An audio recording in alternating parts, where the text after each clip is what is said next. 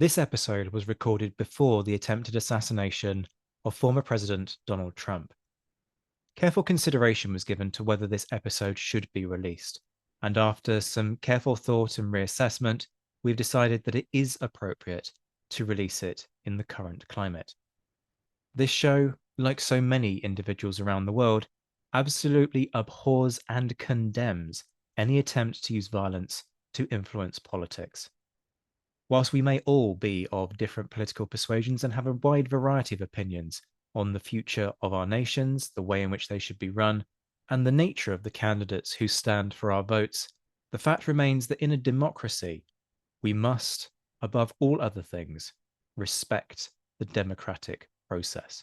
If that assassination attempt demonstrates anything, it's the importance of greater discussion about our political differences and greater debate on how to solve those differences. Violence and trying to remove people who have differing political opinions to you is not a reasonable solution to the problem.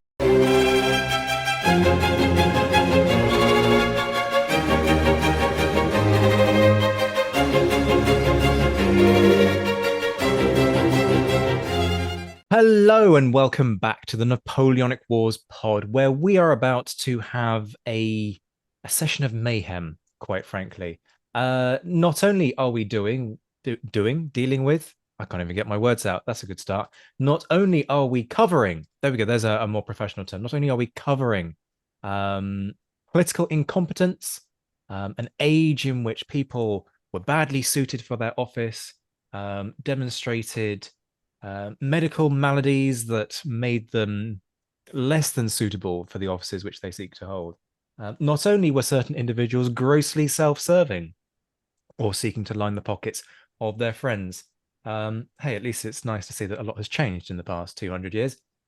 We are going, as you've heard, to be looking at the worst politicians of the Napoleonic era, and consider worst in whatever manner you like. The most distasteful, the most moronic, the most poorly suited to the offices which they held, you name it, we are going to consider it from multiple angles.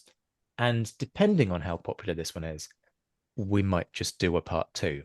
Because quite frankly, I think the idea of you being able to escape to a time where the politics was just as mental as it is now might actually do our dear listeners some good. Joining me for this one, therefore, are Dr. Luke Reynolds, scholar in residence, Assistant Deputy Associate Commissioning Reserve Editor of the Napoleonic Wars podcast, and the award-winning author of Who Owned Waterloo, Jackie Reiter, author of The Late Lord, which is on the second Earl of Chatham, and very excitingly, she is about to exorcise the ghost of Popham, because Captain Quicksilver goes to press within hours of this podcast being recorded. We are excited and don't think you're getting away without coming on to do an extended multi-part edition on Popham's life, because I'm going to be honest with you, Jackie, I don't need him haunting me or this show. And last but by no means least, the mighty Beatrice de Graaf, Professor of Security Studies at Utrecht University. We were discussing an appropriate title for Beatrice before this and decided to settle on the Supreme Empress / Stadtholder of Napoleonic Studies and author of the award-winning Fighting Terror After Napoleon. Welcome, all of you. How are you all? First of all, it's been a while since two of you have been on the show, and I must say it's lovely to have you back. And how are you finding the modern, obviously very calm, unvolatile, and in no way problematic political environment which the West is currently enjoying? Don't ask.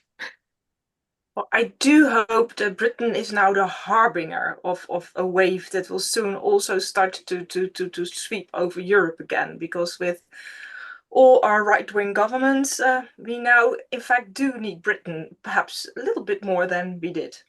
So. See, sitting in the UK, that is a deeply depressing prospect that Britain is currently the political hope of the Western world. Suddenly things have gone full circle, but don't tell the political right in the UK because they'll just use that as an excuse to bring back the British Empire. Luke, how are you feeling? Because things are getting interesting over in the States. They absolutely are. They absolutely are. First of all, congratulations. First possibly ever episode of the Napoleonic Wars podcast recorded under a Labor government. Thank you. It isn't. No, it's the second. It's the second, Oh, it is actually. the I recorded second. another one Okay. last night. Ah, very good. We were definitely in the first flush. Yeah, gods, I tell you. Honestly, what still continues to exhaust me is just the sheer length of time that politics take in the United States. Uh, it never ends, and that is exhausting to say the least. It is. I mean, Beatrice does make the point. I think in the UK, those who are generally sort of leaning towards the center or the left are just kind of breathing a sigh of relief that somebody who looks to be an adult is in charge. Now, I fully understand that listeners on the right of the political spectrum will listen to that and go, "Shut up." Fine, you're entitled to your opinion, just as I'm entitled to mine. But it's an odd time, to say the very least. I do find that there's a sort of slightly pleasing circularity about us discussing politicians at a time when there's a lot of debate about whether there should be an upper limit on holding office in light of the seemingly ailing state of President Biden. And yet, from the UK's perspective, the Napoleonic period was the time at which we had the youngest holder of the office of Prime Minister. Um, I believe this in the States actually there is a lower limit on 35. age. Yeah, 35, 35. which means that I'm still not eligible to run as president. I mean, the fact that I'm born in the UK might be, a barrier to that That as is well. that is But also one, yes. okay, enough waffling from me.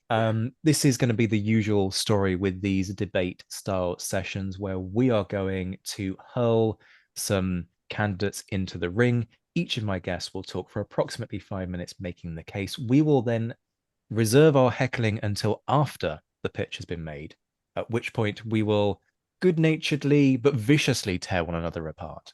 And then at the end of all of that, we shall have what I'm going to call in this one a round of dishonourable mentions. Because when you're discussing the worst politicians of the period, the idea that honour is in any way involved is only something that you can mention with a heavy dose of irony. So let us start on this one with Luke. Oh my. Okay.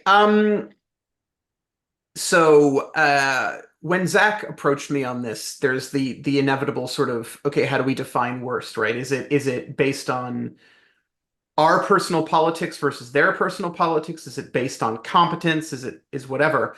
And the one I decided for, I feel that just doing it on our personal politics is unfair. We are historians. We try to be at least a little bit unbiased.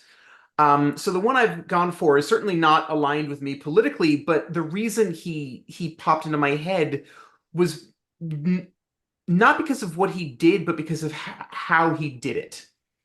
So I present to you Henry Addington, the first Viscount Sidmouth, Prime Minister of the United Kingdom, Jesus, from 1801 to 1804. Speaker of the House of Commons, notably the first Speaker of the House of Commons of the United Kingdom, thanks to the Act of Union, and also was there when it was first given a proper formal salary rather than sinecures, and the first Speaker to occupy this place that they still live in Parliament grounds, which the name of which I have in my notes somewhere, but it's gone. Lord Privy Seal, Lord President of the Council, and still the longest continuously serving Home Secretary in British history, 1812 to 1822. So, by the numbers, a decent career. This is a man who, and I think we can all pity him a little bit for this, was basically born into Pitt the Younger's shadow. And if you are in politics in this period in Britain, that is not the place you want to be if you want to strike out on your own. His father was Pitt the Elder's physician. So literally, he met Pitt the Younger as a child. He followed Pitt to a law career and then into politics. And he was first sort of put into politics and certainly into a position within not being a backbencher on sort of Pitt's push. And there are reasons that it seems to be that this was valid. He was relatively loyal, he understood his position, and he was well respected as Speaker of the House. He was re-elected several times unanimously, and he generally followed up, here at least, on the belief that the Speaker should be relatively unbiased, and that a Speaker should always side with for more discussion, not less. That's where things break down, though, because he was elevated, I think, a little bit beyond where he should have been. And in doing so, he tried to step away from Pitt. And in that, he started to functionally pull apart the Tory party in a way. He's made prime minister when Pitt retires very briefly in disgrace because he believes that Catholics should have the rights of Protestants in Ireland, and the king does not believe in this. And the idea was that he was sort of brought in to repair the Tories while Pitt took a break and directed from the sidelines / recovered. Addington decides he wants his own thing. In some ways, he does a decent job. He negotiates the Treaty of Amiens, which has been up and down in terms of respectability. But basically, it is financially motivated, and it's generally considered to be the bare minimum that either Britain or France would accept. So you can argue it's the good compromise leaves no one happy. It lasts basically a year, barely less a year before it breaks down again. We all know this, ushering in the Napoleonic Wars and eventually the Third Coalition. His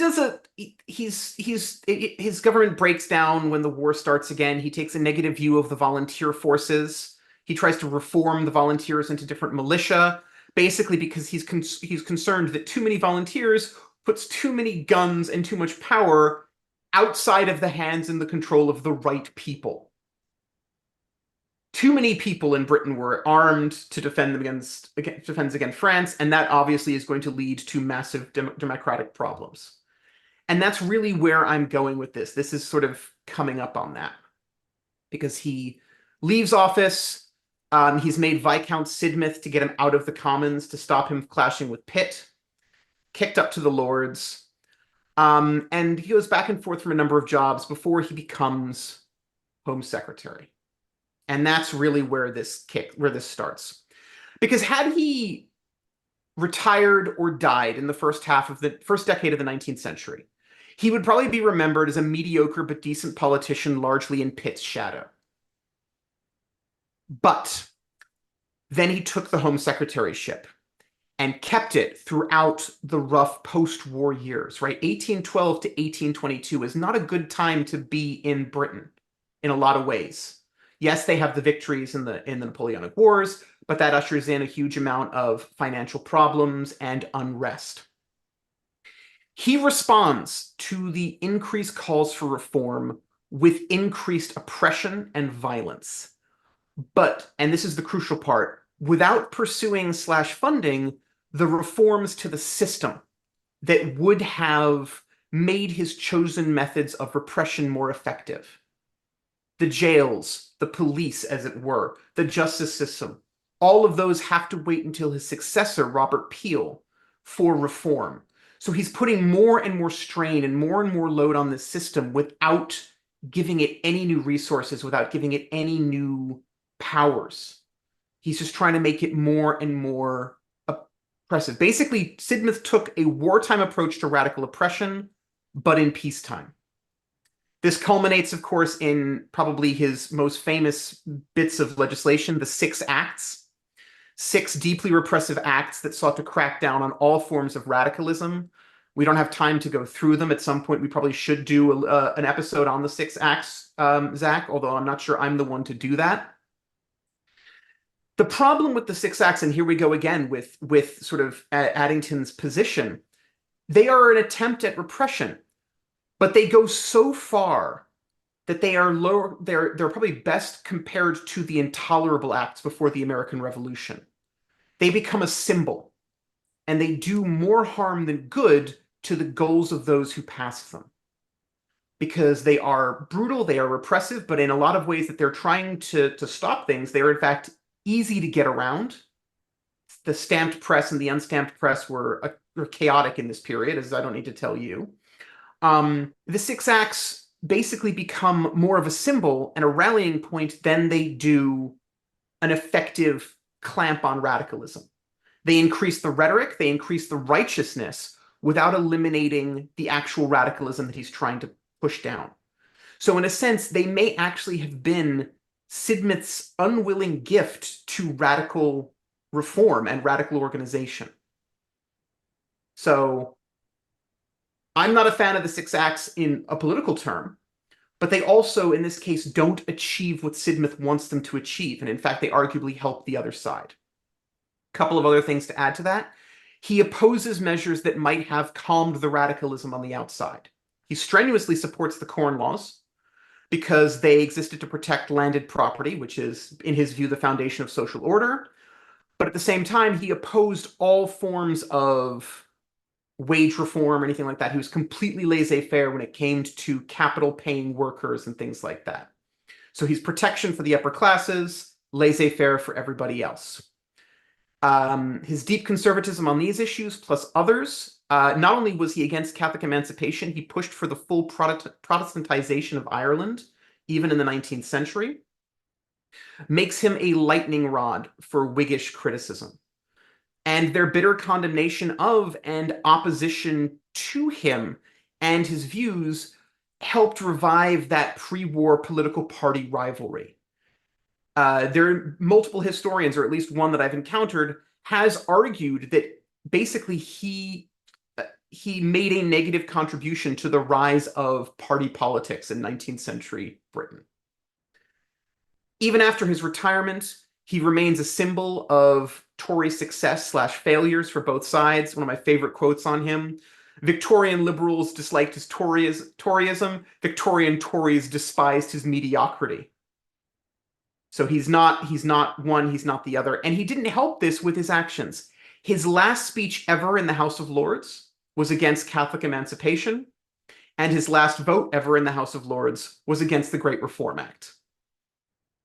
A nice 1-2 punch there that really does sum up Henry Addington, the first Viscount Sidmouth, a sort of symbol of, to use modern 21st century terms, incompetent authoritarianism. Okay, this is going to be an interesting one.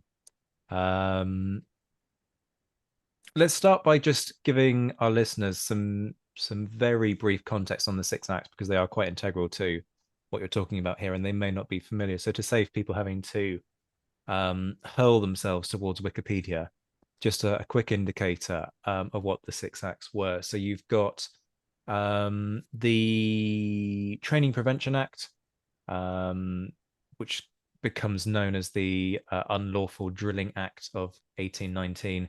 Does what it says on the tin. You basically can't meet to learn how to use a weapon, which would have been very challenging for me when I went to film with our good friend Liam Telfer the other day, if that act had still been in effect. Or in fact, we would have been arrested at Chalk Valley, where I taught many children under the age of 18 the basic principles of how to use a musket. So there you go. I've broken a 19th century law just within the past couple of weeks. You also have the Seizure of Arms Act, which gave local magistrates the ability to search private properties for weapons, seize them, arrest their owners. You've got the Misdemeanors Act, which is about increasing the speed with which justice can be handed out by making bail tougher and sort of speeding up the court processing. So it doesn't negate habeas corpus, but it's nonetheless about sort of getting people through the system faster. You've got the Seditious Meetings Act, probably I would say the most famous one, one that certainly crops up probably most, which basically means that you've got to have the permission of a magistrate if you're going to have a meeting in excess of 50 people, if the subject of that meeting is concerned with church or state affairs. And where you live also matters in terms of whether or not it's considered a seditious meeting. You've also got the Blasphemous and Seditious Libels Act, or otherwise known as the Criminal Libel Act, which goes to town on a very complex system of libel law that exists. You see some significant cases of people being tried for libel before this is passed over the course of the Napoleonic era. And they up the sentence on that to 14 years transportation, which, to use a military context, 14 years transportation is usually, in fact, generally they go for 7 years transportation, not 14. 14 years transportation is usually something that they use as a commutation of the death penalty. So you're looking at it being, libel being treated not dissimilarly, and only slightly less significantly as things like theft and murder. And you've got the Newspaper and Stamp Duties Act, which ups taxes on those publications. And it also required publishers to post a bond, which was meant to kind of help encourage them to behave in an appropriate manner when it came to their publications. It should be noted that he also briefly in 1817 did suspend habeas corpus. See, that's a much bigger deal for me. Yeah. And these are the kinds of things I was expecting, sort of, I don't know quite what I was expecting when it came to Addington/Sidmouth, but I think I was expecting more whatever is. Do you know what I mean? I mean, don't get me wrong. There's a very legitimate case that you've made here. But you can also very quickly counter a number of these things. Votes against the reforming of the franchise. I can't think what the law's called. It's come out of my head. The Representation of the People's Act, 1832. Thank you. Only one of the most significant pieces of legislation in British political history, but never mind. You can turn around and go, oh, but Wellington does that. Is that just typical of the time? The one thing that I wonder, and I'm putting this down as a thought for others, is to what extent is this typical of a wider, arguably pan-European movement, and obviously kind of looking towards Beatrice, who actually knows what she's talking about here, unlike me, who doesn't, and is sort of tiptoeing their way towards a theory. But sort of that pan-European response to the Napoleonic and French Revolutionary experiment. Is this part of what Europe goes through as sort of its attempt to almost like go through therapy post, the French Revolution, the upheaval, and is this part of that reaction? Now, that's partly a question as much for Beatrice as it is for you, but I do wonder if that's part of the challenge that you're facing here, that he is, you could pass this off as, but he is part of what people were doing at the time. And so is he that unique, even though you look at a lot of this and kind of go, these aren't great looks? No, absolutely valid. And, when I teach the 6 acts, I follow them by teaching the Carlsbad Decrees, which is take some of the same stuff in mainland Europe. And yes, there is an absolutely post-war response, especially among conservatives, that there's this conviction for several years and for a generation of politicians that any reform is a slippery slope that leads to the French Revolution or a French-style revolution, right? So yes, there is that response. But here's the thing. In Austria, for example, they're hammering home at this stuff exactly the same. The person responsible is Metternich, who remains a force in Europe for decades longer, who shapes an enormous amount of stuff, and who fundamentally is better at oppression. Like this is why I chose Sidmouth. Yes, there's the problems with what he does. There's the problems with his beliefs. But to me, it's the fact, to me personally, it's what he did. To me, in this forum, it's how he did it, because he doesn't do it well. And he becomes instead this symbol of the opposite. And so within his lifetime, some of what he pushes for strongest is undone with him voting against it. So what you're saying here is that you would have less of a problem with Sidmouth if he was more effective at being an oppressive arse. No, I personally would not have less of a problem with him. However, I wouldn't have selected him for this debate. Okay, fair dues. Beatrice? Yes, very briefly on what Luke is saying. Yeah, that's of course the question. How do you measure? What's your measuring rod? And to one extent, he is certainly exactly that what you were saying, Zach. He's part of this post 1815 security culture. If I may once more fleck my title unobtrusively, fighting terror after Napoleon. So it was very much the trauma of the revolution that brought the Allied powers together in Paris in 1815. And part of the Quadruple Alliance was that they made a pledge. They did it in stone with the fortresses, they did it with paper with the treaties, but they also pledged to set up a kind of a pan-European allied security apparatus. They really had a security intelligence service in Paris between 1815 and 1818 during the time of the Paris occupation, and you were rightfully referring to the Karlsbader decrees, Luke, but they were a direct successor system of those measures that were implemented by the Duke of Wellington and Castlereagh and Gruner in Paris. And it spilled over to the Netherlands, it spilled over to Prussia, it spilled over to... So Metternich was not even the only one who did this. And it was intended to create a bulwark against revolution, the trauma, the shock.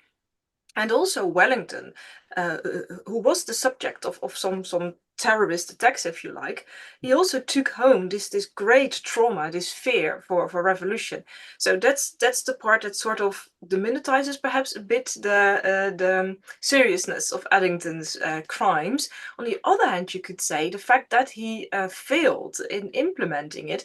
The same happened in the Netherlands, by the way, by our Minister of Justice Van Manen, who was also very ambivalent and very, not effective in the way he repressed. The Netherlands and Britain, they were within the confines of the Restoration period. They were the most liberal constitutional monarchies with elements of democracy. So you could also say they tried, but they were open for contestation. Yeah, they had to be open. They were not perhaps really, but they had to be open for contestation. They knew about the value of civil liberties and freedoms. So the fact that they could hover and could turn back things is also a sign of the viability of a nascent democratic system. Well, it wasn't democratic yet, you know what I mean, but it was far more democratic and thereby less effective in security terms than Prussia or Austria. But the question is, does that make someone a bad politician? I'm not sure about that. It depends on your measuring rod. See, the problem with these debates is that the minute Beatrice opens her mouth, I find myself agreeing with her in every way, and that doesn't make for good radio. I mean, no, you are dead on right, and but I do think that there is something. It's not just that that Britain and the Netherlands were the most sort of progressive in that period. They were the most reformed. They had their reforms without revolutions. Sort of these slides that did not end in the guillotine in Trafalgar Square. But in this particular case, he doesn't read the room. He's so over the top by British standards that he drives sensible people the other way. And it creates, I think, a push into Whiggism and a push into sort of the center that not only hurts him, but also fundamentally hurts his party and everything he's trying to protect and achieve. And that's my argument. Again, he's behaving a little bit too much like he's in Prussia or Austria. where they had that state security system, where they had that system that did in fact push some of these the way they went. But he's in the UK, and he doesn't create a police force, he doesn't reform the judiciary, he just hammers in more and more troops and expects this to just end the problem, whereas in fact it just sets that ball rolling faster and faster and faster. Okay. There is another challenge for him, of course, is that he has succeeded by Peel, who is one of the I quite like Peel, um, mainly because of his role in the Metropolitan Police, but also I like the competency and the way in which he builds support for it. Mm. Um, Yeah, I and mean, this Addington Sidmouth on one side has Pitt the Younger, and on the other side has Robert Peel. mm, If you are a politician, that is not a position you want to be in. You're going to come off a poor third by definition.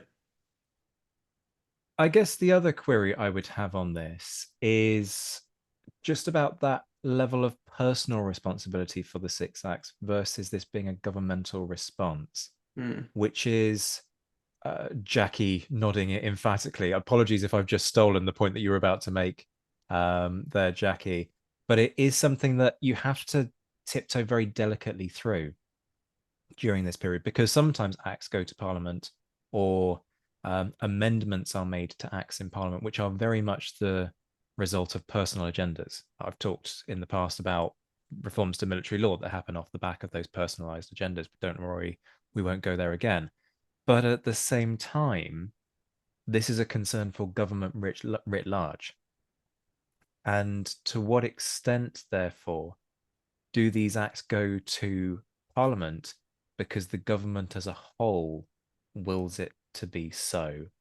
And for all that we associate these acts with Addington because he is Home Secretary and it falls within his department, and therefore he will quite obviously have had a very significant role in framing them, could we be guilty of overstating it? Now, the flip side to what I would say on all of that is Peel, he very much drives the reforms for his department. So I'm not saying that it's not possible for that to be the case, but I'm just kind of very wary about the fact that you have to treat each of these instances very much on a case by case basis. And actually, it can be as much about the minister holding the office as to whether or not this is their personal responsibility as not. So I'm curious about your thoughts on whether the government, whether cabinet effectively broadly supported these measures and kind of thought them to be the right way to go, because there is the risk of kind of going, let's blame the guy in office for the response of the government as a whole.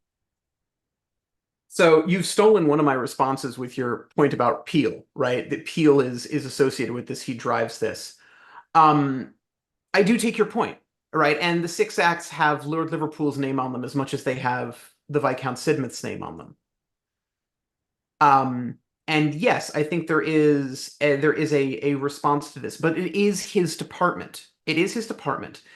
And therefore, and in fact, this is a different take on the whole thing, but it's valid as far as I'm concerned. His responsibility as a politician and as a secretary of the Home Secretary, Secretary of Home is not the title, Home Secretary, is to make sure those laws are effective, are passable, and work. And so even if it's the cabinet that says we need to cut down on this, that's your job, figure it out. Even if he's enacting cabinet-wide policy, Liverpool's policy, he's doing it badly. Okay. Yeah, I'd take that as a neat little riposte there. I was quite enjoying the idea of Secretary of Home. And I was wondering if there was a similar division as you see in relation to the Secretary for War and the colonies Hmm. and the Secretary at War, because I quite like the idea of the office, and Jackie's worked out where I'm going already with this, but I do quite like the idea of the office of Secretary at Home. That is a position I would like to hold in government. Uh, okay, Jackie, you've been I think sat there. the office of secretary at home should be the unofficial title of the leader of the opposition. I like that. I like that. Okay, Jackie, you've sat there very patiently. Of course, this is you've been laughing hysterically over the last sort of minute and a half at my tomfoolery. So it's an unkind time to turn to you. But let me get your thoughts on Luke's pitch. I have to say the first name that popped into my head when you suggested worst politicians was Henry Addington as well. So I'm not entirely surprised to see him cropping up. One of my closest historical friends, however, is C.J. Fedorak, who I don't know has if he's come across your radar. He would crucify me if I didn't stand up for Addington a little bit. So he's a biographer of Addington. So I take your point about the effectiveness of the Six Acts. My main criticism of holding Addington up as a sort of lightning rod for political disaffection would be to say that there is a long and very healthy continuing tradition of hating Home Secretaries in the UK. I don't think there's a single one who's come out well, just about, except possibly Peel.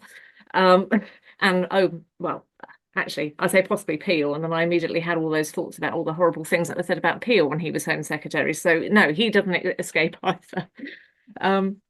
So that would be my first point to put out there. My second thought was that I think Addington's greatest crime is that he wasn't Pitt the Younger. He was bracketed by Pitt the Younger. He succeeded Pitt the Younger, and he was succeeded by Pitt the Younger. So he's kind of a Pitt the Younger sandwich. And I think that kind of overshadows some of his legacy. He managed as Prime Minister to do quite a lot of things that Pitt the Younger didn't. So he made peace, which Pitt the Younger actually genuinely could not do. He tried several times and failed. He didn't make the Third Coalition, but he laid the diplomatic foundations for it, which was why Pitt the Younger was actually able to sign the treaty really quite quickly when he came to office. And he actually made the income tax work, which Pitt the Younger hadn't managed to do. Pitt the Younger was onto something, but he hadn't made a money spinner. It was Addington who actually changed it to make it actually make money. I don't know why I'm defending him on the basis of him actually managing to tax people effectively, but it is so. So that is my little homage to CJ Fedorak done. Thank you. But yes, I think he really does. I agree with you that he belongs on this list, very much so. This is the point at which Fedorak no longer talks to me anymore. I just think it's for slightly different reasons. I think he was just not very. I don't think he had the kill. He wasn't. He didn't have. I'm struggling to find the word here. I don't think he was quite right as a leader. He didn't have the drive. He didn't have the ruthlessness. I know that this sounds really weird when we're talking about the guy who passed the Six Acts, but I just don't think he was too nice. He was actually quite a nice guy. And he just wasn't able, when his government got into difficulties, he wasn't able to bail it out. And I think that's his main failing as a politician. He wasn't Pitt the Younger, and he couldn't be Pitt the Younger, and he did try to be Pitt the Younger, and he failed. So yes, ultimately I agree with you. Sorry, that was extremely waffly. I do apologise. We're going around in a sort of odd sort of circle. He was too nice. He wasn't competent enough. He might have been better if he'd have pressed more effectively. It's an odd one that we're treading here. This wasn't where I expected the discussion to go. I was expecting, look at this absolute moron who tries to do a particular thing, and let us laugh and jeer and point and feel so much better about the state of modern politics in the Western world. And that's not really where we're going with this at all. What So we seem to be doing is sort of leaning into authoritarianism. Yeah. There's a description of him from Bamford's Passages in the Life of a Radical, which I think sums up Jackie's point most effectively. And it's a description of him appearing before the Privy Council in 1817. So in the middle of his Home Secretary, right, that he's just suspended habeas corpus. The person who addressed me was a tall, square, and bony figure, upwards of 50 years of age, I should suppose, and with thin and rather gray hair. His forehead was broad and prominent, and from their cavernous orbits looked mild and intelligent eyes. His manner was affable and much more encouraging to freedom of speech than I had expected. And I do think that sums it up. And as I said, you're not wrong, Jackie. He doesn't have the kill, right? When Pitt pushes him to become speaker, the objection is he's barely ever spoken in the House of Commons. He has no charisma there. He's not a grand speaker. He's not a great orator. And yes, he does get Amiens. He does continue. He recognizes the importance of trade and future alliance with Russia, which lays the groundwork for the Third Coalition very much. And when I was digging into his prime ministership, I did find I had this moment of just like, this guy is not deserving of this level of criticism or hatred. And that's why it is, as I said, like, had he retired in, say, 1810, I think he would have been regarded as yes, in Pitt's shadow. Absolutely, he was in this Pitt sandwich, but altogether certainly nowhere near the worst prime minister. Yes, he had personal beef with Canning that messed up the Tories quite a bit. Who didn't have personal beef with Canning? I mean, valid, very valid. I was about to say, oh look, shock. Yeah, Canning not being popular with him. What? No, I mean, Canning was the one who started describing him as the doctor to push him away from the elevated circles.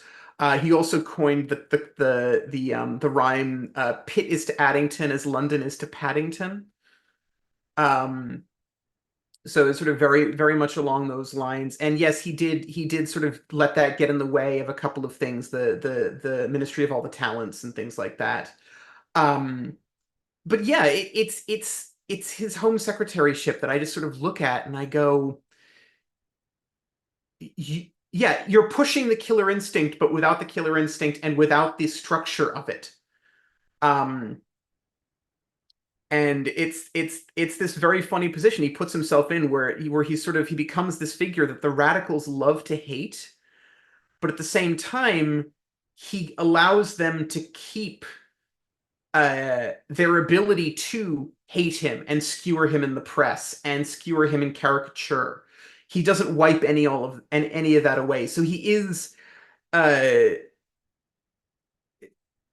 that is both his downfall and, if you are sympathetic to the radicals in this period, almost his saving grace. And this is a very dangerous phrase in 21st century politics, but it's a very 19th century British version of despotism. All right, then. Looking at the time, we will move on from this one, though I suspect we may end up circling back. Next up, I'm going to go to Jackie. Okay, well, we're not going very far afield, I'm afraid. I had my suspicions that this might become a little bit British heavy, but I make no apologies for that because I am totally unqualified to talk about any other country than Britain. I'm utterly parochial and unashamed about it, so I'm going to mention Addington at least once because I'm going to be talking about someone he served in office with. So I will begin by inviting you to picture the following scenario. It's 1807. It's been 6 years since a long-lived respected government was replaced by a series of weak, short-term ministries. 2 general elections had been held in the space of a year, the latest producing a more or less hung parliament. With the political opposition in a state of disarray, the latest government is surviving literally only because it lacks an effective challenge from the opposite side of the Commons. And also the Lords, I guess. Talent certainly isn't carrying it forward. There is talent. The front bench contains no fewer than 3 future prime ministers, but there are too many conflicting personalities. It could be worse, of course. Nobody has hidden in a fridge. Nobody is proposing to hold an illicit party, and certainly nobody is being compared with a lettuce, but the government is definitely in trouble. Where's the Prime Minister? That's a very good question. Allow me to introduce my contender for the worst politician of the Napoleonic Wars. William Henry Cavendish Bentinck, 3rd Duke of Portland. Yes, you heard right, there were 2 Cavendishes because one was a given name and one was part of his surname, but that's not why I consider him to be the worst politician. In some ways, putting the Duke forward for this distinction is doing him a disservice. Like we were talking for Addington, he does have some redeeming features. His most recent, and as far as I know, only biographer, David Wilkinson, pushes for his rehabilitation, although admittedly he doesn't push very hard. Portland wasn't just, I quote, a weak dullard. Wilkinson argues he was an adroit politician who knew how the 18th century political system worked and how to exploit it to its fullest extent. Fine. Portland was an aristocrat who believed it was his duty to help govern the nation. He started off with a Whig, and so that sort of attitude came with the territory. He was born in 1738, succeeded to the dukedom at 24 after spending a year in the House of Commons. I say in the House of Commons, but there's no sign he ever did anything there other than perhaps breathe, if he turned up at all. He certainly didn't speak or even vote. He preferred to do things in the background. Electioneering was his forte. At a time when there were under 350,000 voters in Britain, so we're still a long way from proper democracy, personal intervention really could make a difference, and Portland knew which boroughs to target and how to do it. He was quite successful, which is no mean feat given he was operating from the opposition benches without the full might of the government electioneering apparatus behind him. His activities during the 1790 general election, for example, were apparently instrumental in ensuring the Whigs were able to hold Pitt the Younger's government to account. He had a long history of government service as a Whig in the 1760s and early 1780s, and then after switching sides during the French Revolution, he became Home Secretary under Pitt the Younger in 1794, later becoming Lord President of the Council under Addington. So he was another Home Secretary, and he also had quite a nasty reputation as a Home Secretary. He was very, very right-wing. I say right-wing, that's a very 21st century judgment, but you know what I mean. He became First Lord of the Treasury twice, as a Whig in 1783 and as a Tory in 1807 to 1809.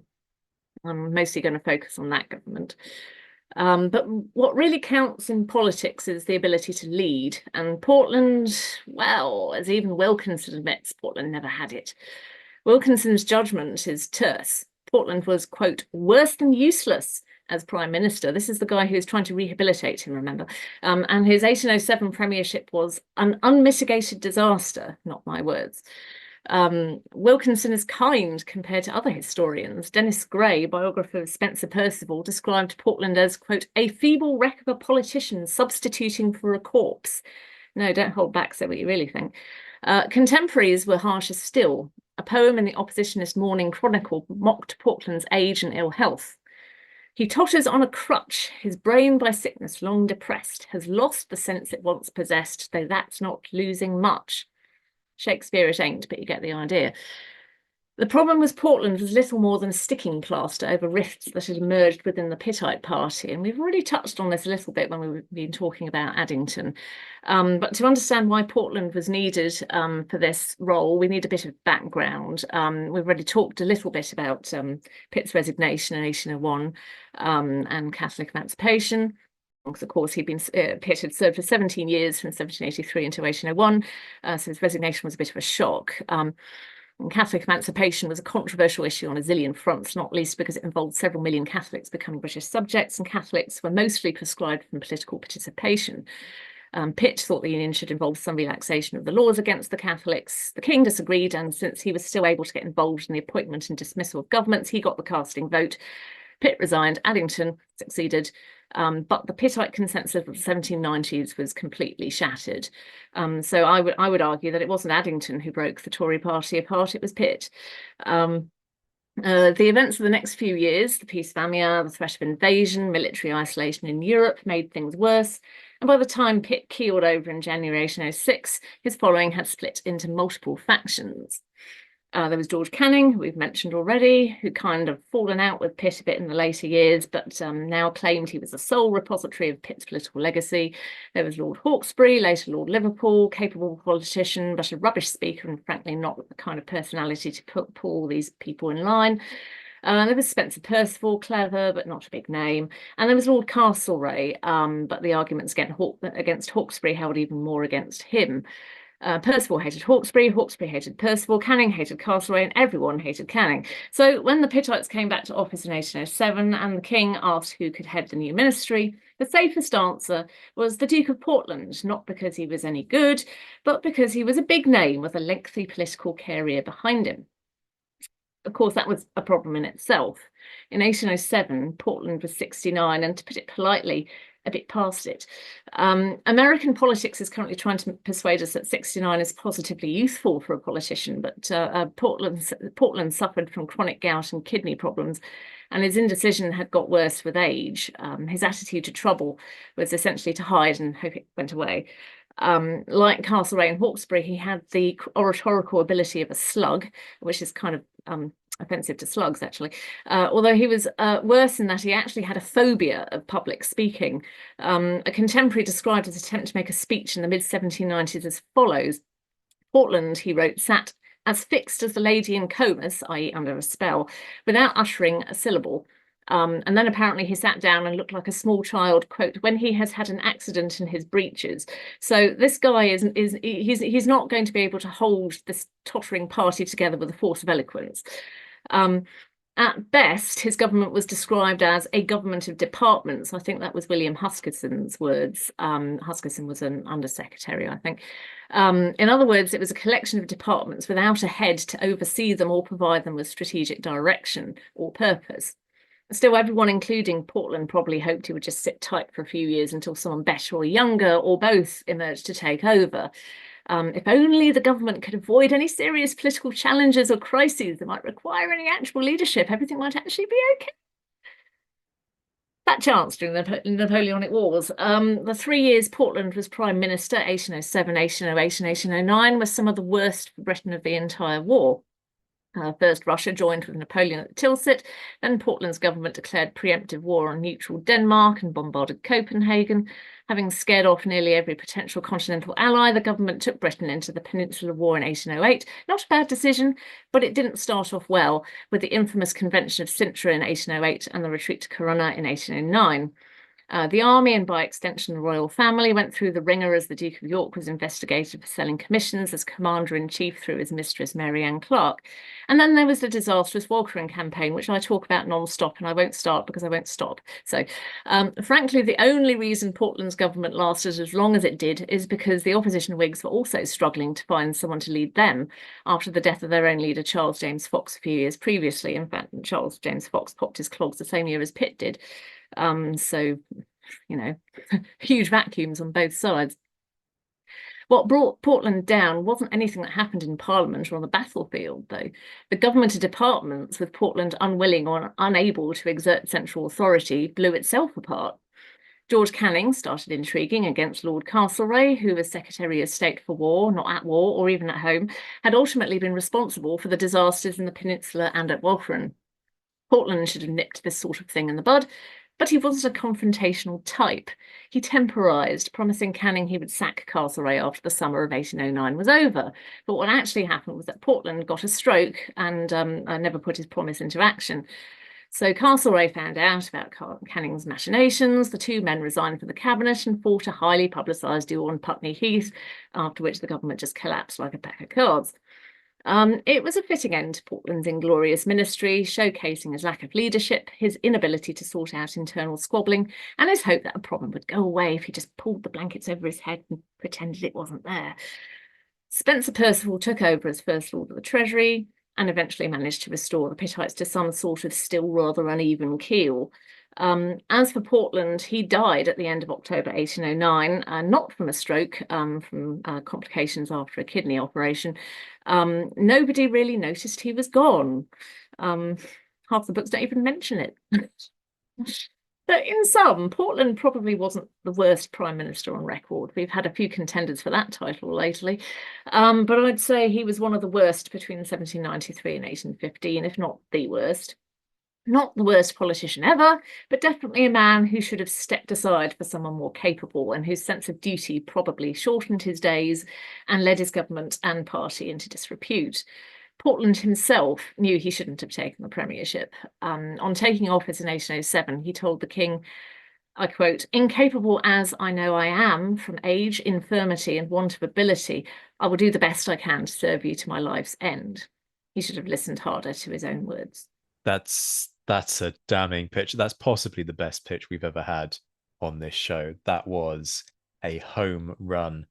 And I am struggling to find any kind of peevish, needly, and willfully acerbic comments to make in response, which is most unlike me, as regular listeners of this show will attest to. I think possibly one of the most damning aspects of Portland's ministry is that as you were running through it, I was thinking, well, hang on a minute. 1807, 1808, 1809. Why does it stop? Why does he cease to be prime minister? And I was racking my brains thinking, come on, Zach, surely you must know why Portland stopped being prime minister. And then you just kind of hit the nail on the head. Well, he dies and nobody really notices, which is quite a damning point in itself. If you are at least nominally, the leader of the nation. A really nice point as well about his ministry being sort of a ministry of departments as opposed to a ministry as a whole. This is a weak attempt at a rebuttal, but is that necessarily so bad a thing? You want a balance between the two. Because obviously you need somebody at the center who is providing direction, but also giving the departments that opportunity to, focus on their own agendas and do their own thing also has its benefits. Now, I do take the point, well, that there's letting departments breathe and there's being so absent that the departments are just running amok. But is there an argument to be made that in some respects it allows other departments, like, let's say, the secretary, the War Department, fundamentally, to focus on what really matters without interference from on high? I can't remember if it was Huskisson who coined government of departments, or whether it was Percival. It was either Huskisson writing to Percival or Percival writing to Huskisson. But essentially the point they were making was this is a government of departments, and that's no bad thing, because it means that the departments have a bit of room for manoeuvre, and they can actually put their points across, which wasn't always the case under certain ministries. I mean, we all know what happens when there's a domineering prime minister, and this happened in the 1790s. This is partly why Pitt the Younger came a cropper in 1801, because he was so dominant, and he had his two besties who were cozying up to him, like Lord Grenville and Henry Dundas, and the rest of the cabinet didn't get a look in. And they got a bit narked about that. And some of them never really worked with Pitt again. So it doesn't always work. It does work to a certain extent if you've got one person who's able to give direction, but that obviously wasn't the case under the Duke of Portland's government. And because there were so many personalities in Portland's ministry, it was kind of necessary to have an open shape to the government, so that someone like Canning and Castlereagh could do their own thing, but they had to talk to each other, obviously, sometimes. The problem was when they did have to talk to each other. And there were so many overlapping departments, because there weren't quite as many secretaries of state in those days as there are now. I can't remember how many there are now, in the 20s, I think, double figures. But there were only 3 secretaries of state back then. But there were also quite a lot of other departments that had responsibility for the war. And I talked a little bit about this in my biography of Lord Chatham, because Lord Chatham was one of the troublemakers, effectively. He was at the Ordnance. He should have worked with Castlereagh at the War Office. He should have worked with Canning, the Foreign Secretary. He should have worked with the Secretary at War. Who was the Secretary at War? I've forgotten. But anyway, he should have worked with all these people, but he didn't. And nobody told him to. So there was a lot of unnecessary correspondence, trying to get certain people to work with other people, trying to get things ironed out, and trying to get things moving, which isn't very helpful when you've got huge campaigns going on abroad that need urgent attention. And it's really not very helpful if the Ordnance Department and the War Department are arguing over who owns the maps. It really just isn't very helpful. So it didn't, or it wasn't a good thing under Portland. It could have been a good thing under a prime minister who was able to pull everyone together and make them work as a team. Portland simply wasn't. He wasn't able, either because he just didn't have the personality or because he was just too ill. But it didn't work. Luke, let me bring you in on this. Oh God, the Duke of Portland. First of all, Jackie, Secretary at War for the time was Lord Granville Leveson Gower. For the second half of the ministry, at least, the Sir James Murray Putney for the first half. I mean, what can you say about this? I think Jackie may have pipped Addington with just sheer incompetence here. Yeah. Look, we've seen a lot of infighting and backbiting in cabinets in the past 30 years in Britain. I don't think we've ever seen the Secretary of State for Foreign Affairs and the Secretary of State for War in the colonies fight a duel with each other while both of them were still in the cabinet. Yeah, while the Prime Minister did absolutely bugger all to save it, try and stop it, all of this. Yeah, completely isolated Britain foreign policy-wise with some catastrophic mistakes as well. The man was also, I should note, pretty incompetent in his home life, in his personal life. When he died, the one person who might have noticed was his son and creditors, because his debts at his death were computed at 3 times his annual income. And a duke in 1807 did not make small change, make in quotation marks. I remember looking up Portland for something in the politics writing I was doing in grad school. I think it was because when I first encountered his courtesy title of the Marquis of Titchfield, and what will forever stick in my head at Portland, and honestly, the minute you said it, Jackie, is what popped into my head, is if you look on Wikipedia, his entry, the first entry under his legacy is that the best example of Roman cameo glass is the Portland vase, and it's named that because he owned it. That is the first entry under legacy for this man, who is a Prime Minister of the United Kingdom twice. I noticed the same thing when I looked at the Wikipedia article, and I did have a quiet giggle because I thought, yeah, that tracks. Oh dear, poor Portland. I feel kind of sorry for him because Yeah. you know he wasn't a bad person particularly, but God, he was a bad prime minister.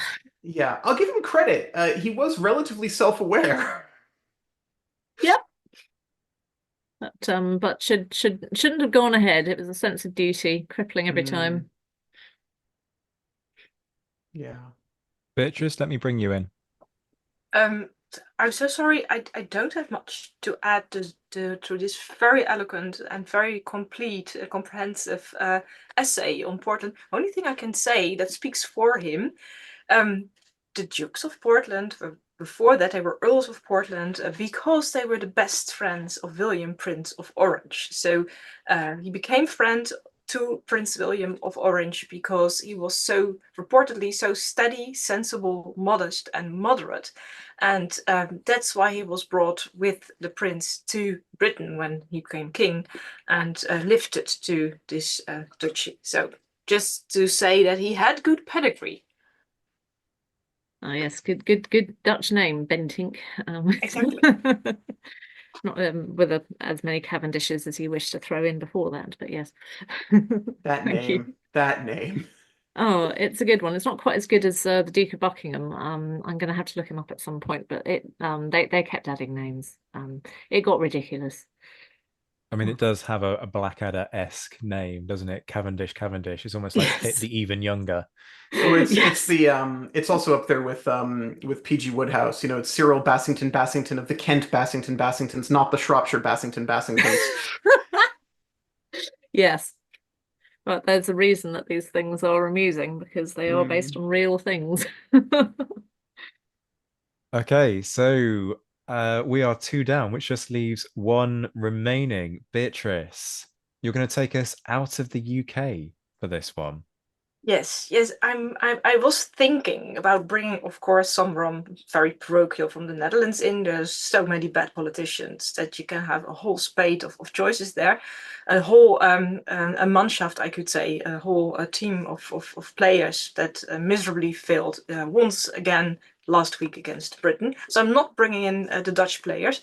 I'm bringing in someone who's been called, whose career has been called a masterclass in how to stay on top in turbulent times, who's been named by satiricists as the emblem of evil, as the prince of vice, as a court viper. And there is a quote from a British satirist from the 1815s who described him as having a limping gait, flashing eyes, a snake-like mouth, a paralyzing smile, and worst of all, affected flatteries. So you must know who I'm talking about right now. That is Talleyrand,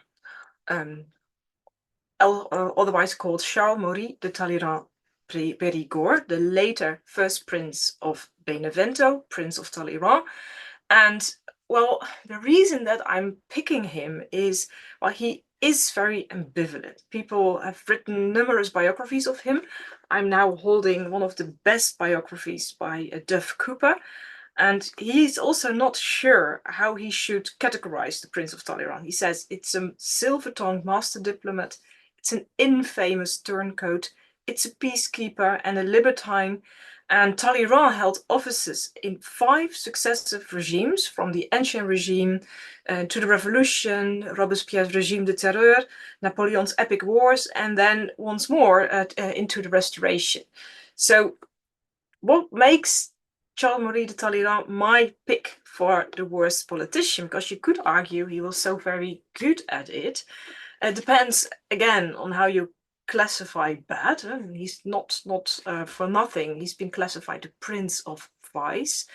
And I think the reason why I always detested this guy when I read about him, and he could have done, perhaps that's why the reason why I picked Talleyrand. He could have done marvelous things. He was so influential. He was the influence of the times. He had the ear of Napoleon. He had the ear of the Bourbons. He had everyone around his finger. And yet the name Talleyrand has become an epitome of crafty and cynical diplomacy, because that's what he did. And then he clad it in the most lofty terms, which is just not true. So if I start by summarizing a little bit about his biography, and then I'm coming to my claim or my argument why I think he's the master of cynicism, which makes him a really bad politician after all, because you can, of course, measure a politician to his effectiveness. You can measure him to the way he survived, but you can also measure him differently, and coming to that in a minute. But first, about Talleyrand, I mean, he didn't have the best of cards when he was born. He was born in the 18th century, and as so many children of aristocratic families, he was put out of the family into a kind of a boarding house by an old lady, and allegedly she dropped him off a chest of drawers, which gave him a club foot, so he became an invalid. And to his parents, they disowned him. So he lost all their respect. He couldn't go into the army, he couldn't make a flashy figure. So the only way out for him was stripped of his birthright, that he was preordained to go into the church.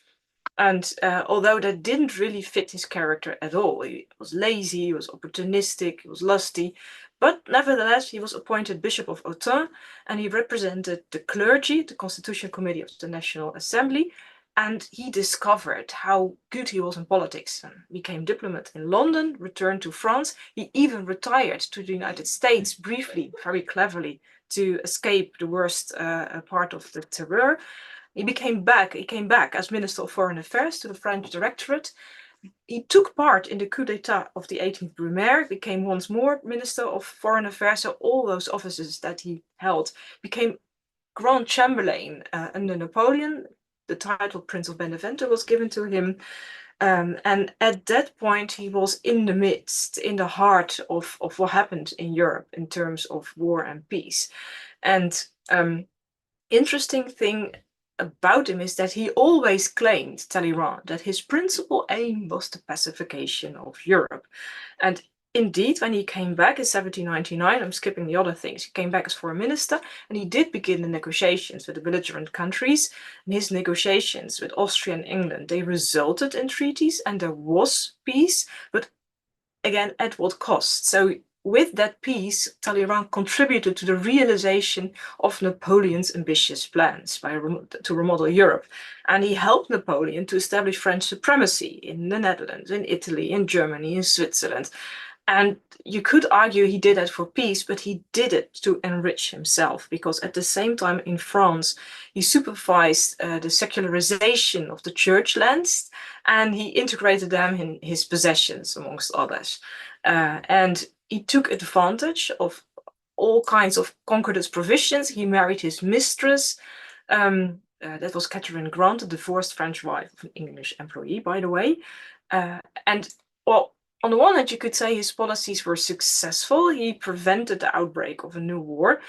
But as I said, he also fed the lust for even more ambitions of Napoleon. And when things got really tricky, he just escaped. He went away. And allegedly, and that perhaps makes him really the Prince of Vice, Talleyrand participated in one of the most hefty crimes that were considered crimes at the time itself, and people were slaughtering each other all over the world, and there were lots of battles, etc.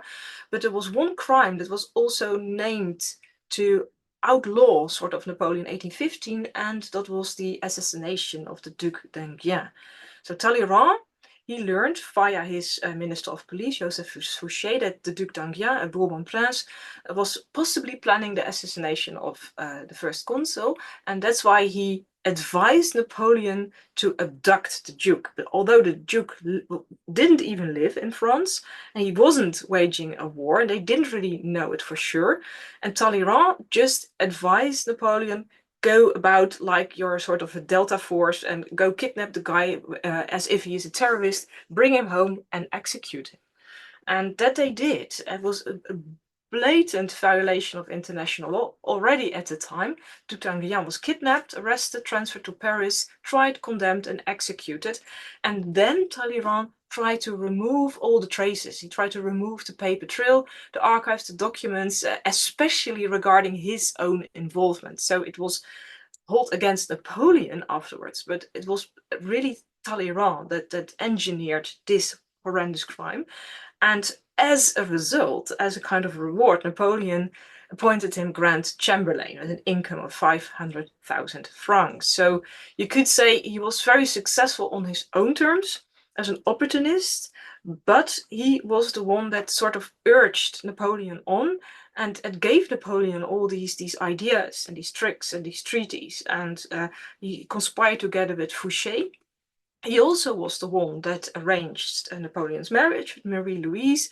So his claim that he was there to pacify Europe or bring peace, it's so hypocritical. And when the Allies entered Paris, he was the first one to become a turncoat and then tried again to play the same game with Louis XVIII. And this prompted Chateaubriand, this very eloquent, this very witty French commentator, and he saw Talleyrand and Fouché entering a room after the Restoration. He said, hey, here comes vice supported by crime. So the two worst pillars of the Napoleonic era, they were once more in power in 1815. And Talleyrand lingered on for quite a bit. He became French ambassador to London. He was also the one, again, trying to aggravate and to expand France's power in 1830 during a number of crises then. And he only sort of did it, and that's my rounding up thing. So what makes a politician successful? Does it make him successful if he survives? Does it make him successful if he's effective? Does it make him successful if he serves his masters well? Or is a politician a successful politician if he has a kind of a vision, a strategy, an idea of public power, an idea of what a society or a policy look like? And that Talleyrand didn't. He only had a big idea on how his own wealth and how his own position looked like and how his career should be crowned. And that he did marvelously, but it indeed underlines the fact that he was rightfully, I think, considered the Prince of Vice. That's my argument.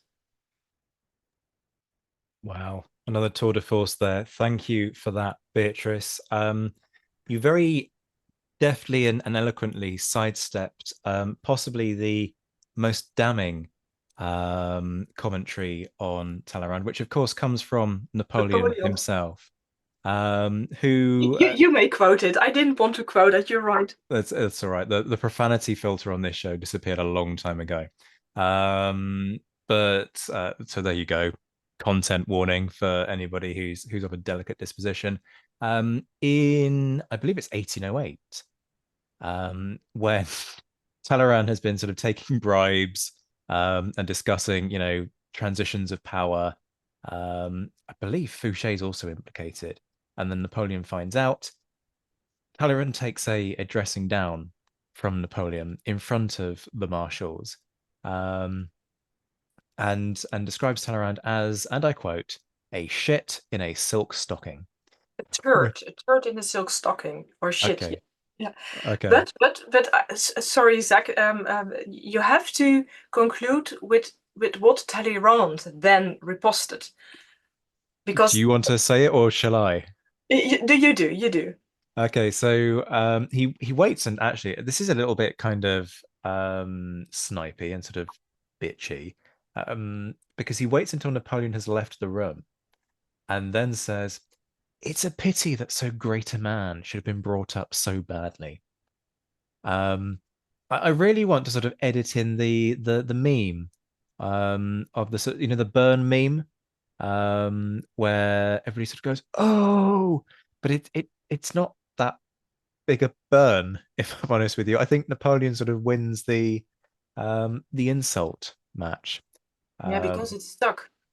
It did, ironically. It most certainly did. I see elements of Napoleon in him. That's the big thing that strikes me. And so now I'm trying to work out, do I see elements of Talleyrand in Napoleon because Talleyrand influences Napoleon? Or do I see elements of Talleyrand in Napoleon because they have a similar kind of way of going about things? Or is Talleyrand sort of almost mirroring the inverted commas energy that he gets from Napoleon, and sort of does a sort of game of follow my leader, and sort of thinks, well, if Napoleon's up for this kind of stuff, then fine, that's the game that we'll play. And I can't quite decide which of those is accurate. Part of me wants to go down the line of, well, Napoleon's very headstrong, obviously, And so therefore, if Napoleon doesn't will it, then, you know, then he doesn't act in a particular way. But I'm now wondering if I'm sort of judging Napoleon a little bit too harshly. This isn't really a riposte against your argument. It's just sort of pointless witterings from somebody who doesn't know what they're talking about, otherwise known as the Napoleonic Wars podcast. But Beatrice, let That is, me in fact, our new slogan. just stop dropping the spoilers, man. We were saving that for the rebrand. Oh, apologies. So let me get your reactions to my pointless witterings whilst I then try and think of something that's actually erudite as a sort of rebuttal. No, I think you're right. They found each other in this unbridled ambition to well, for Talleyrand it was more they found each other in their unbridled ambition to expand power in Europe. But for Napoleon, it was the grandeur, it was military power, it was victory, it was prowess. For Talleyrand, it really was personal wealth. So perhaps that makes him even worse than Napoleon, you could say, because Napoleon at least had some vision for France. I mean, France was him, and he was willing to sacrifice the whole of Europe and all his male populations for it. But he had a kind of vision, and Talleyrand really didn't have that, and he even admitted to it himself. He said, Talleyrand said about himself, they think that I'm immoral and Machiavellian. He doesn't deny it, but he said, I'm mostly impassive and disdainful.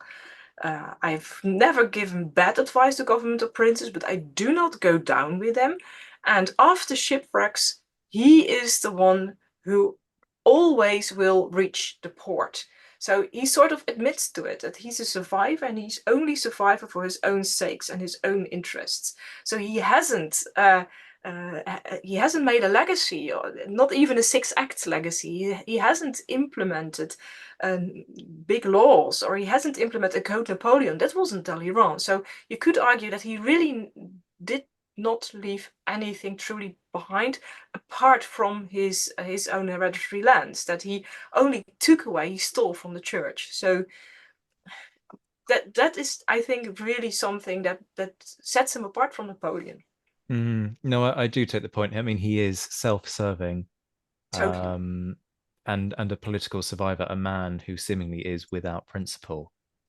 In some respects, you could liken him to some of, by no means all, but some of Napoleon's marshals, actually, in that they are in it for the personal wealth, for the personal glory, the personal aggrandizement.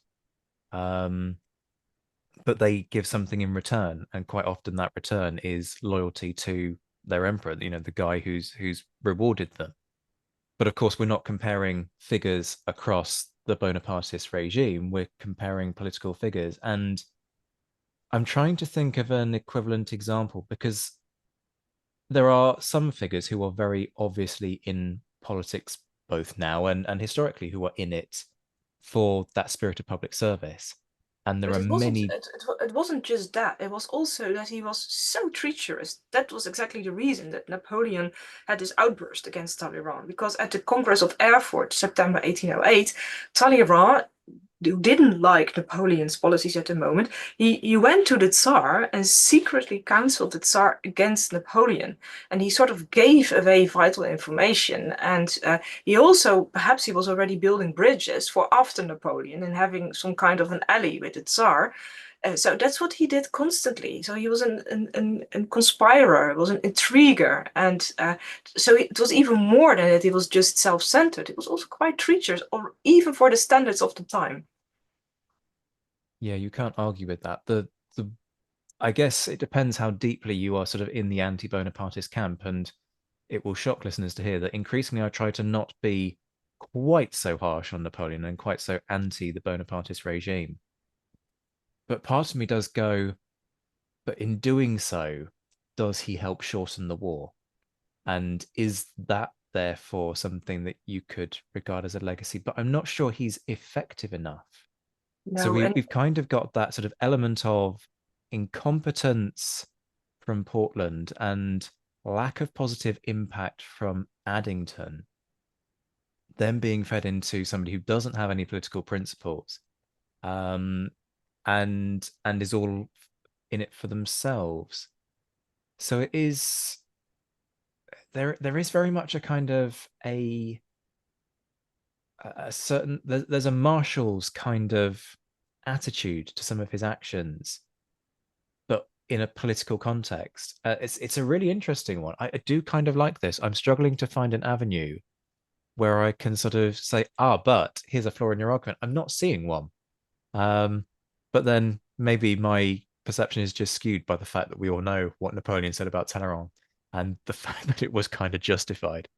Yeah, Talleyrand makes Napoleon looks rosy. That is a good point. That's if you're an anti-Bonapartist, there's a killer line for you right there. Beatrice knows how to win me around on these things, clearly. Jackie, let me get your take on this. I've always had a slightly soft spot for him because he had a club foot. My son has a club foot, so we're in the club foot club together, as it were. You're not alone, Jacqueline. There were many, many women who had a soft spot for Talleyrand. We know that. Oh, not in that way. Good Lord, no. I had to admit I was wondering how you were going to approach this one because I've always seen Talleyrand as being billed as one of the most successful politicians of all time, because he did survive, and it wasn't a great period to be a politician in, if you wanted to keep your head, and he did, and he went through, as you say, several changes of regime, pretty extreme ones, and he emerged at the end.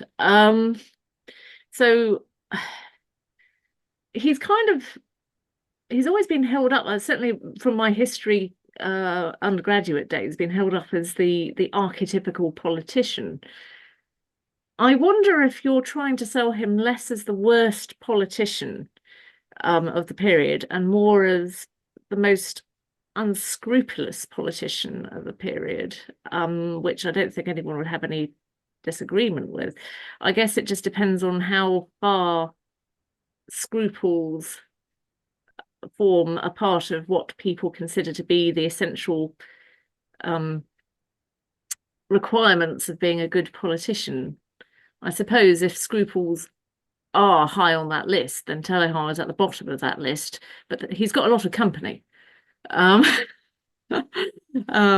Perhaps he is the worst, certainly. I will agree with that. I certainly don't think anyone else we talked about today has been accused of conspiring to murder anyone. So when you mentioned that, I thought, well, yeah, okay, that is pretty low. So yeah, I agree to a certain extent that he belongs on the list. I think it's the most controversial one of that we've discussed, certainly. But I think you've made a very good pitch for him. I think there will be listeners who will have things to say, but that's kind of what this program is about, I guess. So, I think it's definitely food for thought. I think people will be going home. Going home. They're already at home, like the Secretary of State. They'll be thinking, "Gosh, I hadn't thought of Talleyrand that way," and that's certainly what I'm thinking. So, yeah, thank you, bravo. Thank you so much. That means a lot to me, Jackie. Compliments from you. The thing is, you're totally right, of course. I mean, he's so ambivalent, but my argument, Boutade, is also a bit directed against this wealth of historiography and this larger than life, this myth making about Talleyrand in France. And if you really ask what makes a good politician, you could say he's the one who schemes the best. But then you could even ask, to what end are these schemes directed? And even if you take Machiavelli on board on this, Machiavelli says the best politician isn't one who is kind, friendly, and honest. It's someone, however occasionally dark and sly they might be, who knows how to defend, enrich, and bring, and now it comes, honor to the state. And my point with Talleyrand is that he didn't even do that. He brought and enriched honor to himself, but not to the state. You could say he brought out the worst in Napoleon and the worst out of France and even the worst out of Louis XVIII. So I think that's what I'm that's the argument that I'm trying to make. So, as clever and as eloquent and as Titillus that as he may have been, this is, I think, the bone that I have to throw at him. I have to say that's a really good point. I'll let Jackie come in just a second, but that is one of my big kind of redeeming arguments in favor of Napoleon, is that Exactly. of all the things that you can say about him, he is very much a sort of 19th century embodiment of Machiavelli, in that the ends absolutely justify the means, but there is a purpose to that, and that is the purpose of the state, even though Napoleon conflates the state and himself more than personally I would like. And it's a good point that actually Talleyrand does not do that. He might be Machiavellian, but it's Machiavellian for personal gain, Right. as opposed to the the benefit of the nation or even the leader of the nation. But Jackie, I jumped in before you got the opportunity to respond. No, I quite agree. I think that if we're talking about honour, and this is a period where honour was highly prized. I think Talleyrand definitely slips to the bottom of the pile all of a sudden. He didn't. I totally agree with that. I love a good Machiavelli quote, so that was always going to win me over. Luke, let me bring you in. From a cynical point of view, you can argue that Talleyrand was less the worst politician and more the most politician of this period. Beatrice paints an amazing picture, and what it kept reminding me of was a quote from the Texas nationalist Sam Houston about Jefferson Davis, the first president of the Confederacy, the only president of the Confederacy. He was as cold as a lizard and ambitious as Lucifer. And I think that does sum it up. I do, however, have one very left field argument for his legacy, which is that when the French National Assembly took it upon itself to eliminate the utterly Kafkaesque series of Ancien Regime measurements, it was Talleyrand who shepherded the metric system through the National Assembly. He was the sponsor of that. Now, it was not his work in the slightest, I will say that. It was scientists' work, but he did shepherd it through the National Assembly, so you can make a case for some form of legacy there. What I want to ask you, Beatrice, and it's less my question, because I think I know your answer to it, but I think it's one that all of our listeners are going to be screaming into their podcast devices of choice. So I want to ask them about it. I want to give you the opportunity to shut them down instead of having them all email you. While he was undoubtedly self-serving at the time, surely his efforts in Vienna did, in the abstract sense, benefit the state of France. Well, the metric system, we can keep that. So Talleyrand, the purveyor, Talleyrand, the protector of the metric system. Not sure if that wins him the day. But now about Vienna. I didn't touch upon that yet. It's very good of you to bring it in. Thank you so much for that. This again is something I think that is, how do you say that in English? It's a backfiring result. So on the one hand, it seems like he won the day. He outwitted the Prussians and the Russians, and he outwitted everyone else. And he sort of gave himself all the best cards, and he saved the French state. Because France, with his the first Treaty of Chaumont, and what happened in Vienna, he was almost there, that he was able to outplay Prussia and Russia against each other. He was trying to mobilize or sort of incite a kind of a little war amongst those two powers in order to make France look better. And he was also able to save the territory of France as it had been before. So it was quite a win for him. But you could also say, on one hand, he overplayed his hand. He won so much that the Prussians and the Russians and even Metternich totally resented him by that time. And then he also gave his master, who then returned from Elba and Napoleon, he gave him the idea that he could once more try his hand. So while Talleyrand was there in Vienna, and of course he didn't know about Napoleon coming back, but Napoleon smelled the fire, smelled the power, and came back and then jumped into all this. And because Talleyrand had sort of alienated all those Allied powers, and then with Napoleon coming back, then in 1815, after Waterloo in Paris, everyone said, not Talleyrand, not ever again. We're not giving anyone a seat at the negotiation table. So because Talleyrand had played it so masterfully, no one wanted a French negotiator with voting rights on the table in 1815. So he sort of had forfeited the place of France in 1815. So you could say that on the very short run, it may have been a success, but on the longer run, with his ambitions and his greed, he once more undermined any chance of peace and stability. He plays Vienna like a harpsichord. That's Thank a beautiful metaphor. Yeah. Thank you. You've heard of bluffing with a bad hand. He was bluffing with no cards whatsoever.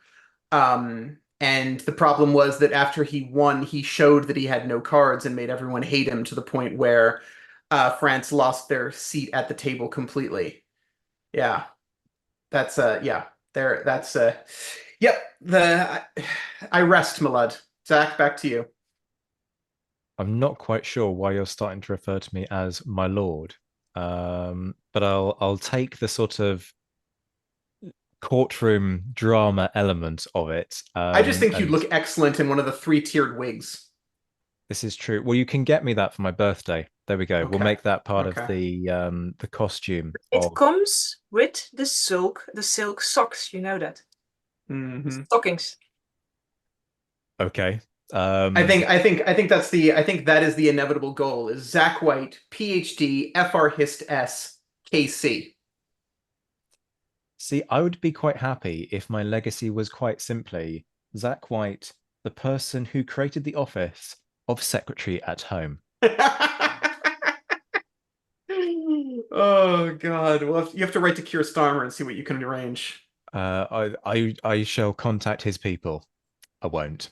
But yeah, we'll see where that doesn't go. With an eye on the time, we did say that we would do dishonourable mentions, and I would just like to rattle around the room very quickly and see who else you would potentially raise as a contender for this. I'm going to I'm going to make a sort of semi-pitch, not much of one, and make a case for Jackson. President of the United States, all-round distasteful individual, well known, of course, for being a slave owner. Now, that is not in itself a reason to class him as a poor politician. It just makes him an unpalatable individual to modern tastes. I would say much of his military reputation comes from the Battle of New Orleans, where he should basically seemingly be congratulated for beating an enemy that was dumb enough to attack him when they really shouldn't have done. Incidentally, that is also true of his actions at Horseshoe Bend. And boy, did he milk it. He'd beaten what you can describe as effectively a capable divisional commander in Wellington's brother-in-law, Pakenham. His success is pretty much the only significant success for American land forces in a war where they expected to roll the British into the sea in Canada, add a 14th colony to the Union, and instead ended up having their own seat of power burnt to the ground by a resurgent British. New Orleans is a battle that never needed to be fought. The war was already over. Victory there was meaningless to either side. So quite frankly, it's not all that it's cracked up to be. We also have him being responsible for the Arbuthnot and Ambrister incident, in which he had 2 British citizens who were living in Spanish Florida executed. Alexander Arbuthnot and Robert Ambrister were charged with aiding the Red Stick Creek Indians and the Maroons against the United States, but they did so from Spanish Florida, which was not part of the United States. So therefore, they had no loyalty to the United States. So this was a deeply problematic set of affairs. They were not American citizens. they were not in American territory, and they were assisting individuals who had very legitimate reasons for their resistance to the US. Now, Jackson's actions were considered so controversial, it created a minor political incident in both Spain and the UK. The case went all the way to Congress, and Congress found Jackson at fault for his handling of the trial and the execution of both Arbuthnot and Ambrister. So, having done all of that, they then decided that, well, he's popular, so we'll just quietly ignore it. And then we get, of course, to the Trail of Tears, the forced displacement of an estimated 60,000 people from 5 tribes.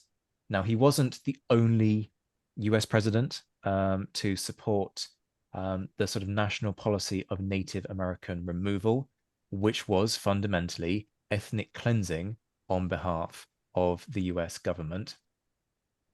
You've got members of the Cherokee, Muskogee, I'm going to ruin the pronunciation here, Seminole, apologies, Seminole. Seminole. Thank you.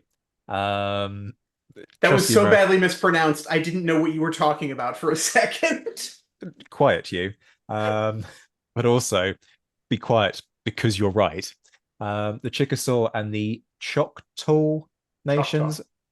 Okay, I've got that one right, apparently. And they're all forcibly removed from their ancestral homelands.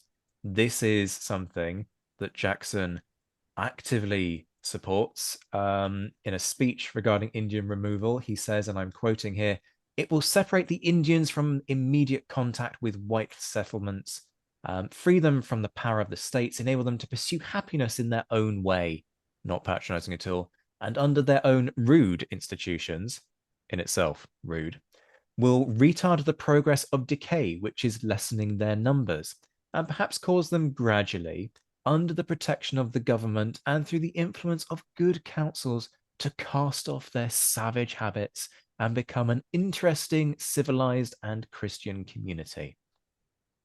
Right.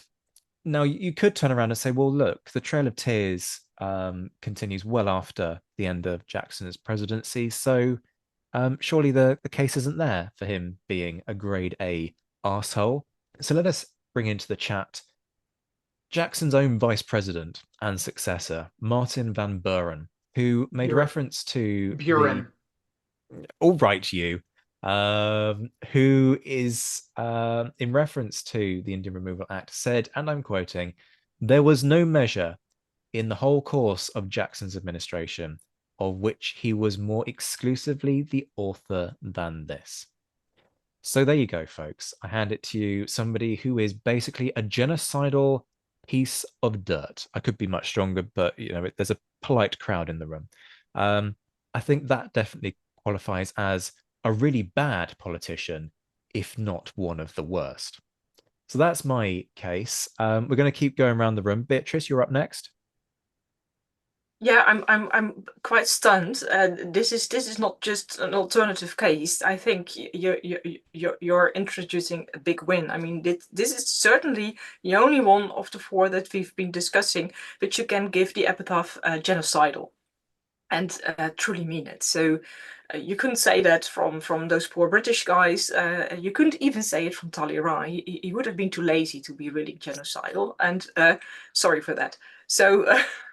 I think your case is the best, Zach. You convinced me. I mean, considering that this was a dishonourable mention and was meant to be like Exactly. 2 minutes, I'll take that as a win. That's the first time I've entered a pitch into one of these as well, and apparently I've won, at least according to one of our contributors. I'm not sure if you should. I'm not sure that you should be proud to win a case for a genocidal maniac, but okay. Okay, yes, that's a nice riposte. Well done for bringing me down off of my self-molded pedestal there. But let's continue to go around the room and dishonorable mentions. Beatrice, who's your dishonorable mention? That's the king. Well, he pales in comparison literally to Jackson.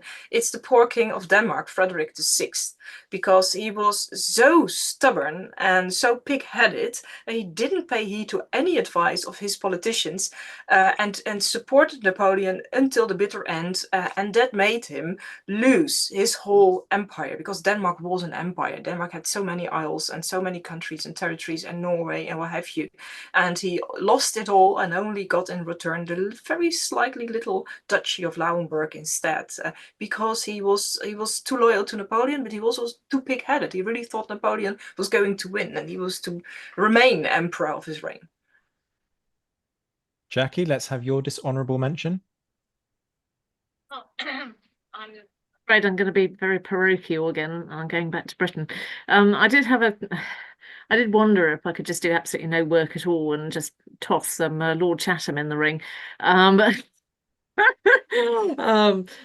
I thought, well, I was getting a glare from his portrait above my desk, so I thought, no, we won't mention him. We'll just let people read my book. They can decide for themselves. See the plug I just put in there? Yay. But I could. I think I've got less a dishonourable mention and more an anecdote, which I did manage to tuck into the late Lord, but only in a footnote, so people might not have seen it. It's one of my favourite stories that came up when I was researching the book, and it was a politician. He was a local politician. I guess he represents the British Shire class of politicians, so hard drinking, hard riding, hard hunting, hard everything. Jack Fuller, Mad Jack Fuller. I don't know if you've heard of him. His nickname should tell you quite a lot of things. But apparently he's buried in a pyramid. But anyway, the reason I thought of him particularly was because of an incident that occurred in the House of Commons during the Walcheren inquiry, which is when he asked a question of, I think it was even Lord Chatham. He asked him something, and he got shut down by the Speaker. And the Speaker, no, it wasn't the Speaker, because it was an inquiry, so it was the chairman, and he was being so rude they got the Speaker back in to deal with him in a parliamentary fashion. And that at that point he started talking about how dare they bring in that silly fellow in the stupid wig to, I quote, to to tell him off. At which point they decided to arrest him and put him in the the care of the Sergeant at Arms, which is what happens with MPs. So he then started throwing punches, and then he started throwing chairs, and then he ran out of the house, and the Sergeant at Arms ran after him, and then he ran back in the house again, threw a few more chairs, and then he ran back out again. I don't think he's worst politician. I think he's probably the funniest politician. Certainly, he made me laugh more than most politicians of the period. I believe he's got quite a long reputation in is it Sussex? I think it might be Sussex, the county he was representing in Parliament. Anyway, apparently he's got quite a local reputation there, not least because, as I said, he's buried in a pyramid. You should go look him up. He's quite a character. If we were doing prizes for the biggest hissy fit of the Napoleonic era, which, to be honest, could actually be a legitimate discussion for a future episode because it would actually be hilarious, I think that would be a contender right there. And with that's bearing in mind that we have some spectacular hissy fits from Napoleon over the course of this. Okay, thank you for that one, Jackie. And last but by no means least, Luke. I'm reminded of Sir Talbot Buxomley from Blackout of the Third, who the one time he entered Parliament, passed water in the great chamber and passed out in the Speaker's chair.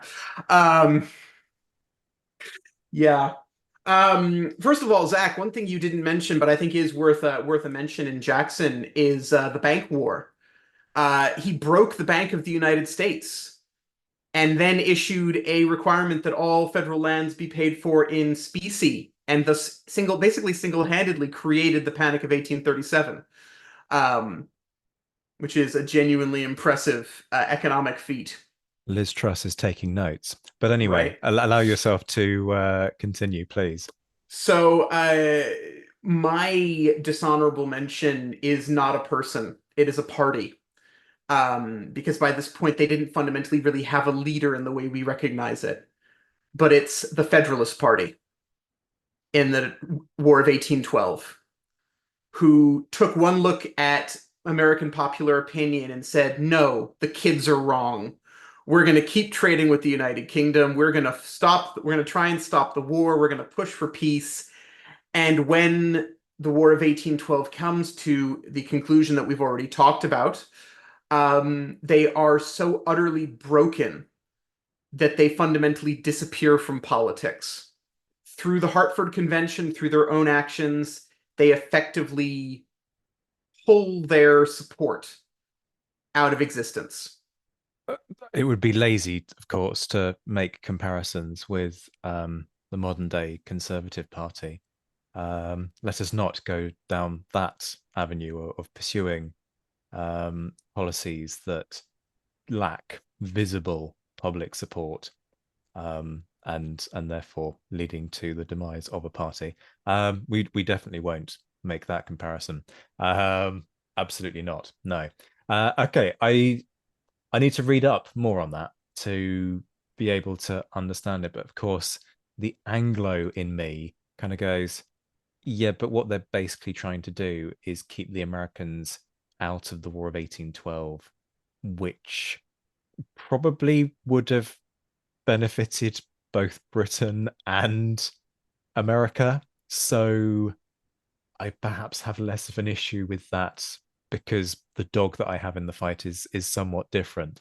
But admittedly, I need to go and read up a little more on that to inform myself better in order to make a more, well, a slightly less nonsensical comment in response. Folks, it has been an absolute joy to have you on. Thank you so much for your time. You have been listening to the estimable Jacqueline Reiter, author of The Late Lords on the Second Isle of Chatham and Quicksilver Captain on Popham. There will be more from Jackie on Popham very, very soon. You've also heard Beatrice de Graaf, author of Fighting Terror After Napoleon. And of course, we have been joined by the guy that these days I actually can't get rid of because he's literally part of the fabric of the show. Dr. Luke Reynolds, deputy, associate, assistant deputy, commissary, adjutant of the podcast, author of Who Owned Waterloo. Thank you all so much for your time. Folks, if you've enjoyed this show, please do me a favor. Head over to Apple Podcasts or Spotify and leave a 5-star review. If you're not a regular listener, remember to hit that subscribe button so you can find your way back. All of those things are incredibly powerful in helping this show to reach a wider audience. Much love, as ever, to all my Patreon supporters. Shout outs to my Mentioned in Dispatches patrons, Rob Griffith, Brendan Teeling, Beatrice de Graaf, Lynn Dawson, Jamie Kingston, Lucy Tatner, Jim Deary, Josh Keeney, Colin Fieldhouse, Stephen Coulson, Jim Getz, Stephen Gillen, Hugh Brennan, Alistair Campbell-Grieve, Andy Meakin, Mark Anscombe, Rob Coughlin, Bruins Girl, Noah Fink, Mark Trowbridge, Miles Reedy, Nick Overland, Graham Goodwin, Chris Pramas, Anthony Gumbau, Anonymous American, Martin Pisani, James Fluick, Natasha Hobday, Rod Schwager, Chris Kimball, Gary Dennis, David Graylick, Ted Andrews, David Milinski, Richard Anderson, Arthur Forgy, Sam Moore, Wyatt Pollock, Carol Dixon-Smith, Roland Shark, Giovanni, Jean-Baptiste Merlon, and Darla Vincent. And the Admirals, John Haynes, Ryan Diamond, J.C. Kaiser, Bob Burnham, Mike Guest, Liam Telfer, Todd and Laird Campbell, Rachel Stark, Mark Duckers, David Maxwell, David Priest, Graham Callister, Sean Sullivan, Stephen Ashworth, Dan Hazelwood, Kate Walcombe, Clemens Beman, Charles McKay, Reto the Sci-Fi Fan, Tim Day, Mark Chestnut, and Jason Morn. I'll be back very soon, but until then, I'm Zach White. This has been the Napoleonic Wars Pod. Take care of yourselves, my friends. Stay well, stay safe, and as always, thank you for listening.